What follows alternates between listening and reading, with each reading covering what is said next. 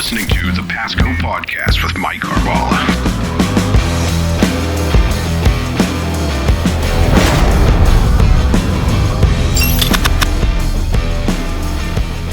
Welcome to Season 3 of Pasco Podcast, a series about leadership and public service. We'd like to thank our sponsors, the nearly 600,000 people of Pasco County, as represented by the Board of County Commissioners.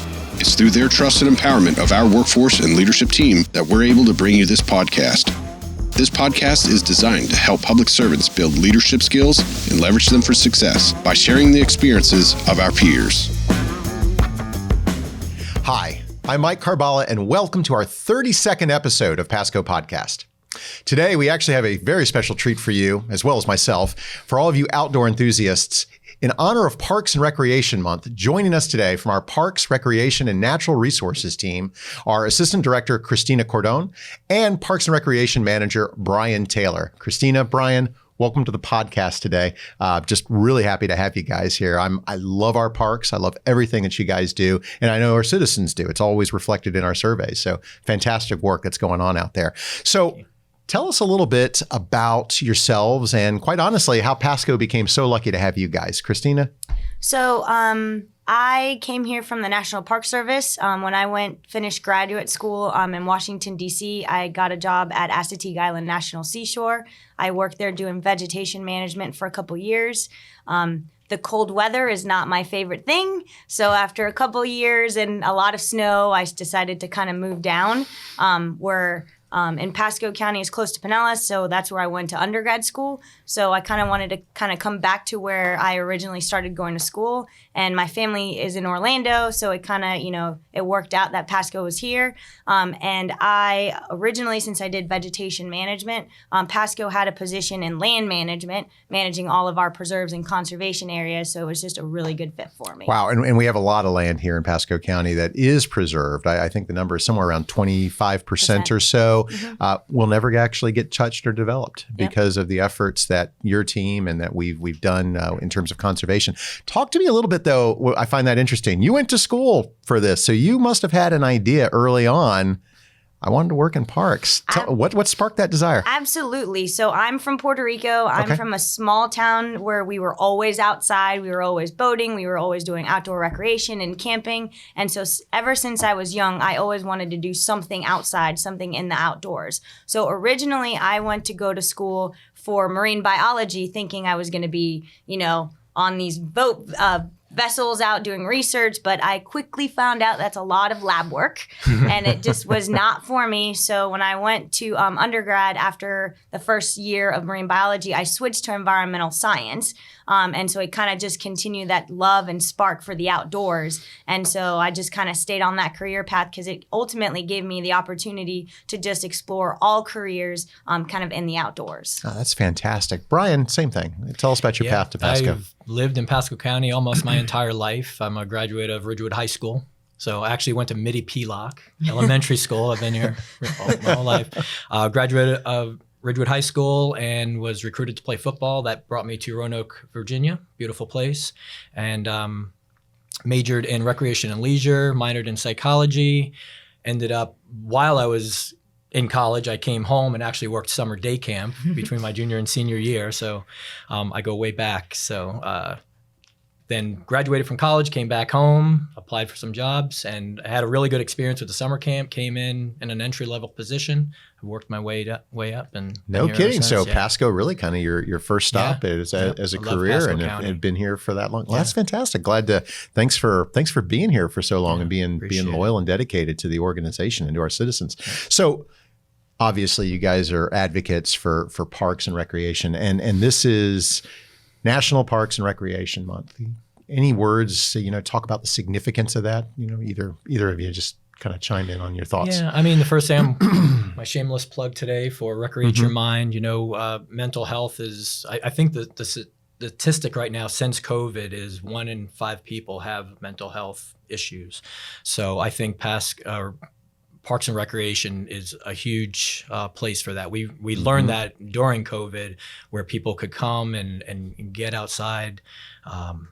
Yeah, it's really funny, right? Even in my neighborhood, which has got a lot of outdoor stuff, I noticed that when COVID hit, my goodness, it actually looked like all the architectural pictures and renderings with the people actually walking down the streets and jogging and stuff. Yeah. And that lasted about a month or two. But you're right. That really kind of showed the importance of that because people were all cooped up. So that's fantastic. And it brings communities together. There's obviously economic benefits of parks and recreation. So all those things to be celebrated in July is very important. Awesome. Yes. Awesome. Christina, anything to add there? So I think it's been a nationally recognized kind of month since 1985. And so it's kind of a way to recognize the Parks and Rec professionals as well as basically what Parks and Rec do, which is what Brian says, right? Bringing communities together, kind of being resilient to things that are happening. So it's just a way for the community and people to get together and enjoy, being together. Any special plans you guys can give us a little hint on, or we got anything planned for the month of July? I know at Sunwest Park on July 14th, we have a special with veterans, actually. Okay. So for veterans that come out with their families, they can do snorkeling, kayaking, swimming. It's going to be a great day, great beach day for them. Awesome. Yeah. And with scalloping season too, we've got a lot of great integration there on that side of the house. Well, great. Well, most people don't see all the work going on behind the scenes, in running the parks. Can you touch on some of the important work that your teams do behind the scenes to really make our parks work? So, I think for us, it's something that kind of goes back when our Parks Department merged and became the Parks and Recreation Natural Resources Department. So one of the things that at least behind the scenes, us managers and leaders end up doing is making sure that we communicate, right? Not to just our external customers, but all of our employees. Because I feel like something that we've been working a lot on is kind of bringing our department into more of a family environment where everyone kind of is aware of what's going on, kind of bringing everyone together, gathering input from each other. So I think something that we've been really working on is kind of how to build that, community together just within our department. Because at the end of the day, the more feedback and the more input we can get from our team members who are doing the work out there for our citizens, the better we can serve them. And so ultimately, the better they can serve our community. So that's been one of the many things that our management team has been focusing on, because that trickle-down effect really does ultimately impact our team and the community. Yeah, that's so true. Brian, how about you? I just think of the summer day camp program. We just kicked it off last week. And, I think that first Monday morning, people come in and the doors are open, but there are countless hours and months of work that go into that. I think we run over 70 field trips. You have the guest speakers. We hire about 80 people to, seasonal staff to run the sites. So there's so much work that goes into that. Our team does an amazing job with it. And I don't think people, always know how much work that you're not exactly going out there and winging it. There's a lot of careful planning that goes into it to make it an experience. And for some folks, you could create the experience of their life that they'll always remember and carry along with them. So let's talk about leadership for a second in the Parks and Rec field. What does that look like to you first, Brian? What does leadership in Parks and Rec look like? For me, it's servant leadership. I got to be honest with you. I was so excited, and I know your management style is the same way, but when Mr. Biles came in, I remember us all being there as managers and him addressing the room. And one of the first things he said, what he talked about was servant leadership. And I've always believed in that. I know Keith and Cristina, we've always believed in that. So that's a big deal for me. Serving. I think in the Gospels it says the Son of Man did not come to be served, but to serve. And if there's one good example of that would be it. So I believe in serving our people, and I think that culture doesn't always look at it that way. I don't like this word, but the word boss. Yeah, the boss is the boss, and that's exactly. It, right? And I really like to see that the opposite way around, where yes, we're holding people accountable. We might be giving assignments, but we're here to serve our people. So. Yeah, and I think if you extract that and you keep that model going, and folks see that and they trust in that, I think you'll see that accountability, everyone's accountable to each other, of course, and there's really no need to be that boss, that people always look so negatively on, has such a negative connotation to it. Christina, same question. What does that look like? Kind of along the lines with Brian, I think as a department, I think we've been successful primarily because of our servant leadership. So I think as they see us, that we're fighting for the things that our team members need, for the things that, they makes their job easier to do. I think once we, we've been successful at some of those things, I think it helps get some buy-in and understand that we are not just their boss. We're here to help them, and we're here to, have them have all the resources they need. So I think in a matter that as long as we kind of continue that philosophy, and not just necessarily from our management team, but really from every level in our department as well, right? I think as long as we can keep those lines of communication and we can have feedback, to us and feedback to them, I think that's really been something that has made our team successful. Yeah, that's great. I mean, just some great background into that. Folks, as leaders, removing those obstacles to folks' success. I mean, we can have great processes and great plans, but there's always things that come in and get in the way, and it's our job to remove those, because we can't do everybody's job, and so it's our job to help folks get their job done in the best way possible. So that's great. Let's any leaders in your industry who've influenced your leadership style? Care to, for better or for worse? I mean, good leaders provide good examples, and there's also bad leaders. Correct. So, I mean, I've definitely had a mixed bag of both. I think some of my last, before I came to Pasco County, I had some not so great leaders. So I kind of took, some of the things that they did and learned from it, primarily just because I knew that's not how I wanted to be supervised. So of course, nobody wants, to do that to anybody else. So I think I learned from them, but primarily, in my opinion, someone who listens to their team members, someone who gives them guidance, someone who lets someone, make mistakes, helps them. Those are the character traits that ultimately has made me kind of be the leader that I am today, just kind of learning from example, learning from what others have, and really, we focus on kind of like one-on-ones and just getting a lot of feedback. Those types of, traits or comments that have been made, those have kind of shaped me on how I ultimately, am someone's supervisor. I mean, I supervise Brian, so I'm sure he can tell you how I am as a supervisor. She's a servant leader. Do you really want to, Brian? Okay. Servant leader. Yes, she is. Any mentors in your life, or folks that you consider mentors that have kind of helped you along the way? I don't think anyone's specific in general. I think just, from a variety of different peoples, I've just kind of gathered input and information from them, and kind of they all have shaped me to be kind of the leader that I am. Fantastic. Brian, how about you? I have to be honest with you. I'm a huge fan of Tony Dungy. His book, Quiet Strength, and I love the way he leads. Besides the fact that he turned around my Buccaneers that were so horrible for so many years, so I'm indebted for that as well. But I just loved his style of leadership and how he did it without having to do that. And he cared about the community and believed in giving back. And there was such a respect for him that the players did not want to disappoint him. So it was always a team effort. He always kept the level head, and I really appreciated that.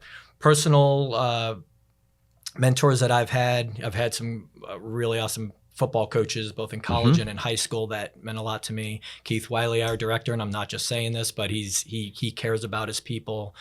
He's always there to help. He'll listen to you. We don't always agree. Christina and I don't always agree, but we're going to be respectful in making a decision. And if their decision is the decision, I'll respect that. So I really appreciate that the communication and that kind of leadership. Well, since you kind of touched on it a little bit there, disagreeing, not disagreeing, or trying to move, any unique leadership challenges perhaps that you have faced in your long career here in Pasco County, and just how did you work through them? I don't know if this is as specific as you're asking, but I would say something that's challenging for me is we partner with a lot of co-sponsor leagues as partners, which are awesome partnerships, but they're very large. They have a lot of volunteers, and they serve sometimes, in some cases, thousands of citizens. So it can be difficult keeping everybody on the same page. Sometimes they want something that we can't provide right away or as quickly as we'd like to. So I want to be there for my team, but I also want to be there for them and work through those issues. So the bottom line is it comes to really good communication and communicating all the time. I don't think you can really communicate too much. Yeah. So that's been challenging, but fun, but maybe not always fun. But sometimes it's fun. So you're kind of seeing sometimes that those external influences, boy, if you were to completely cave is the wrong word, but if you kind of do things that benefit that it puts a strain on your team. So you're trying to balance those things, because ultimately, right? I mean, they're still a customer, and there's issues that come with that. And it's always tough trying to balance internal and external stakeholders sometimes, because ultimately, I mean, we have to be externally focused because we are a government organization and we are serving, and you want to find win-win. So I think you're spot on with communicating, because it's through that open communication you're going to find what those interests are, and what you thought an external or an internal stakeholder really wanted wasn't really that. Right. So and when you focus on those interests, you find win-wins. So Cristina, anything you want to add to that? I think in addition to that, because we are such a large team, right? We have so many parks across the entire county and across the organization. And, each park has a different community need. Each one has, different team members, different sizes. Park sizes vary, field numbers vary, right? Demographics are different. Correct. So there's so many differences across our entire department that sometimes just, kind of getting input and feedback and kind of coordinating to make sure that you are providing the resources to all the parks, as they need, I think has been a challenge for us, because it's not that, it's not as easy as just walking into Brian's office, right? Some of our parks are an hour away to go visit them. So, kind of just making sure that balance of, going to the sites, meeting the team, seeing how they are, making sure that you're doing that across the board. It just kind of tends to be, it can be a strain. And I think the other thing that we've talked about is, Parks, Recreation, and Natural Resources. Yes, we're a very long name, and I think that's one of the things we do a lot of, right? We have a lot of variety in different things that our department is responsible in doing. So I think one of the other aspects is, on some of our divisions, we do environmental permitting, we manage preserves and conservation areas, we deal with little leagues, right? So our business is very varied in size as well. So the projects and the scale of things could be completely different day to day and just project to project. Yeah. Well, that we thank you for doing it. It's a tough job, but it's so forward facing, and like I say, you do a good job of it, because time and time again, our citizen surveys come back, and it's always highlighting the great work that our parks team does. Let's talk personally for a second here. As leaders in the organization, Covey would always say sharpening the saw is important. Cristina, how do you continue to build and hone your leadership skills? I think a kind of variety of things. So as far as, knowledge and skills, we go as a department, we go to a lot of national conference and state conferences and kind of seeing, what is the next parks thing that's coming online? What are, things that, or other organizations have struggled with that we're struggling with, and how do we get, those feedbacks and skills? We also do a lot of 360 evals in our department to see, how our leadership skills are. How can we tweak and change them? How can we better, serve our team members? So we kind of do a mixed bag of making sure that we gain more knowledge and skills, and also making sure that we ask for feedback from those who we are serving, to make sure are we doing a good job? What things can we do to tweak or change to be a better leader for you? So those are kind of some of the things that I do, at least. Awesome.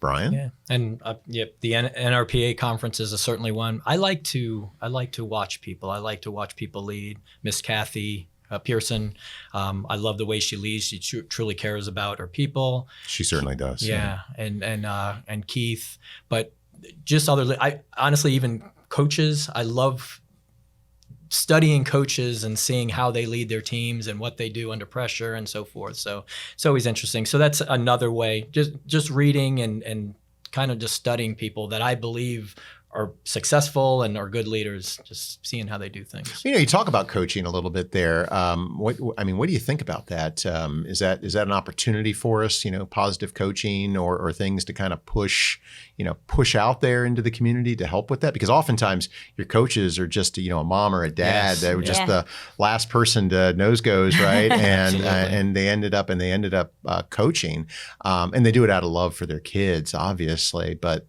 you affect lives. I mean, I did youth coaching, the same reason for my kids. And it's very rewarding when you're in a Publix and you see one of the stock boys coach and you're like, really? But it's kind of helping to build future leaders.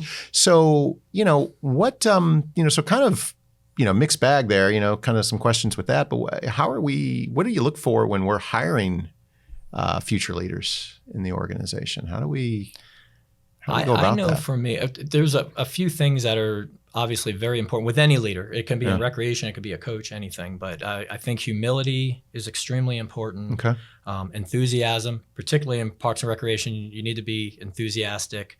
Passion, if you're passionate about it, it's not work. And always having, I look for people with a level head, that when things get tough, you're running a big event or whatever it might be, you're the steady. It's not time to panic. Yes. I'll tell a quick story because it's just coming to mind, but I love the story about Joe Montana. They're playing the Cincinnati Bengals. It's in the Super Bowl. I don't know if you've heard the story before. No. They're on the 8-yard line. They got 92 yards to go. They're just on top of the 2-minute warning. There's about 2.5 minutes left in the game. And he was sensing that the team was, that moment, the biggest moment of their lives. And one of the I think it was his right tackles, really kind of freaking out. So he recognizes this, and I guess John Candy's sitting, he's in the front row. And so he kind of, they're at a TV timeout, and he kind of just stops, and he's like, hey, it's John Candy over there, check it out. And they kind of just all chuckle about it, but he recognized that his team was getting kind of, this might be too big of a moment for us, and he calmed him down, points out John Candy, get a little chuckle, and the rest is history. They go 92 yards, score the touchdown, win the Super Bowl, and the rest is history. But I love that story because I see it sometimes, even with myself and with my own team, where things are getting a little hectic. And, it's like, okay, if you're frantic, then nobody feels security. So you got to have that calm mindset. So you keep that. I look for presence that. of mind. Yeah. Okay. I like that. Christina, what about you? So kind of along the lines of Brian, someone who's, problem solving, has a lot of charisma, someone who, wants to get things done, but ultimately someone who cares about who they work with, what they're doing, the ultimate outcome, how what they're doing impacts the community or impacts the kids that they're working with or the people attending their Looking program. for that passion, right? Correct. So, I think those are kind of key ones, but at the end of the day, someone who really wants to be here and wants to do kind of right for the community is one of the biggest things we need, because without that passion and that drive to want to do, they may not be in the right position to be there. And I think for us in our department, that's something that we look for in all of our positions, not necessarily just in a leadership type role, because any person on our team is a leader and will be a leader, for that day, for that event, for that task that they're doing. So it's something that we want to make sure that all of our team members have. Well, that's fantastic. And along those lines, what do you do to help build future leaders? Within parks, right? Because we're all either going to get promoted, we're going to move on. Well, except for Brian. I guess he's going to retire here, which is great, fantastic. But as folks move on, how are you deepening that bench?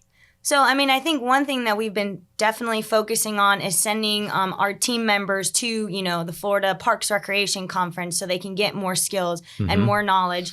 We've recently developed our own kind of like mentor program for our department. So any team member on our team can basically apply. It's similar to LDP, but kind of just for our department, so they can see if they're interested in being a higher position, what that position entails, what are the things that they have to do. And ultimately, that way they can kind of know these are the skills or knowledge that I need to have in order to be for that position. And I think one of the biggest things that we are trying to create in our department is, the sense that Parks and Rec really is a career path, right? Yes. It's no longer, it's just my temporary, summer job, or I'm just out there mowing, right? It is a true career in the sense. So whichever direction you take, whether it's in groundskeeping, whether it's in recreation, it is a career. So as, we tend to elevate and educate everyone as, kind of like Brian. Well, I was going to say, Brian's the poster child right here for it, right? Absolutely. Yeah, So I think that's something that we've been focusing on is kind of, doing that and demonstrating them that they can come in entry level and with the skills and knowledge and abilities, they can move all the way up and make it a career for them. That's fantastic, and showing team members that you do have a career path, right? That was one of the things I noticed when I first came here as well into the county, that we needed to really provide folks with, hey, here's some hope. right? You can actually stay here. You don't have to wait for the person in the position above you to die before you have to, right? That's your typical government, viewpoint on things, that you can do things. And I love the way that you guys expose them to other stuff, because that's important, and even keeping them within the department. Do you find that helps with your retention and recruiting efforts? Involve them in the process. They should be part of the process, part of the decision making. If we're having a budget meeting, have entry-level positions join the budget meeting. Let them ask questions. Let them be part of that whole process. Well, that's fantastic. Yeah, and then blame the county administrator when your stuff isn't approved, right? But at a minimum, it's one of those things, if they learn the process, right, it helps them better prepare in the future on, what things to ask for, how to ask, and make sure that everything that they submit, they can follow through. Because it's one of the ways we can get buy-in, right? So at the end of the day, if they can see where they submitted and follow it through, and regardless of the answer, at least see an outcome, it kind of helps build credibility with our team and kind of aspects that we do care about their input, and their input is important. And at the end of the day, it may be something that gets funded that ultimately helps them, right? So it kind of helps open our lines of communication with them.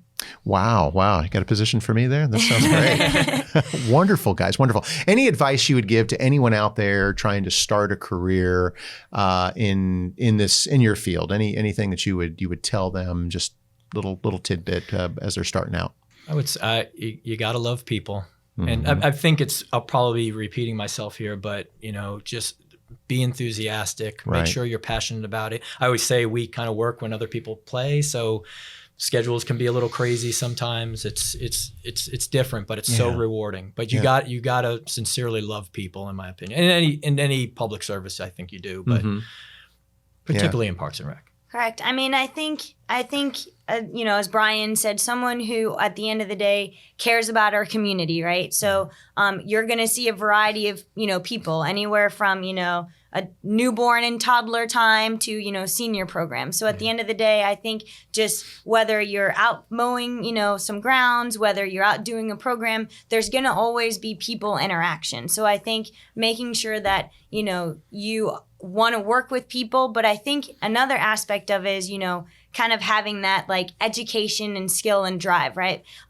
With Parks and Rec, things are constantly updating, modernizing, changing, as new technology and new things that the community is into, right? So I think someone who's eager and passionate about what's the next thing, right now it's pickleball courts, right? So everyone wants pickleball courts. What is everywhere. This pickleball, right? This is great. And so just kind of make sure that it's something that you're in kind of for the long haul, because change is constantly coming and change is constantly going to be here, and just making sure that you kind of want to come in for the ride and ensure that whatever the community is interested in, let's figure out to see if we can make that happen for them. Wonderful, guys. Wonderful. Well, that in terms of formal questions, that's all I've got. But I've got a couple of rapid fires. Oh gosh. You guys I'm ready out. for this? I'm nervous. Are you ready?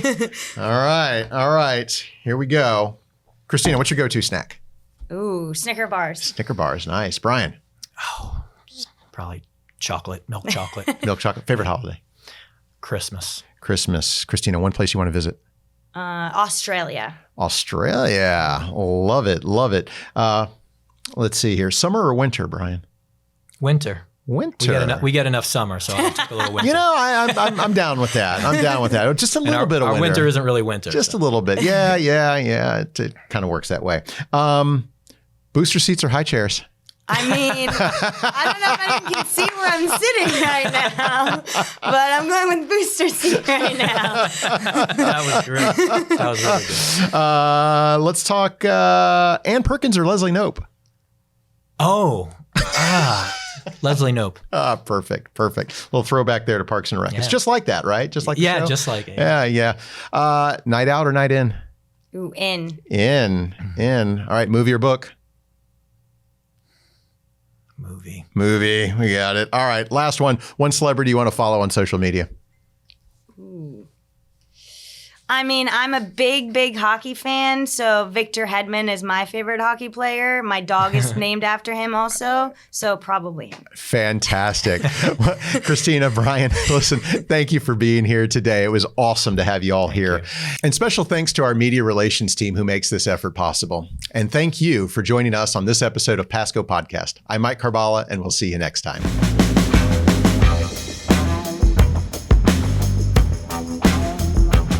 For more information on Pasco County government, please visit mypasco.net and check us out on Facebook and Twitter.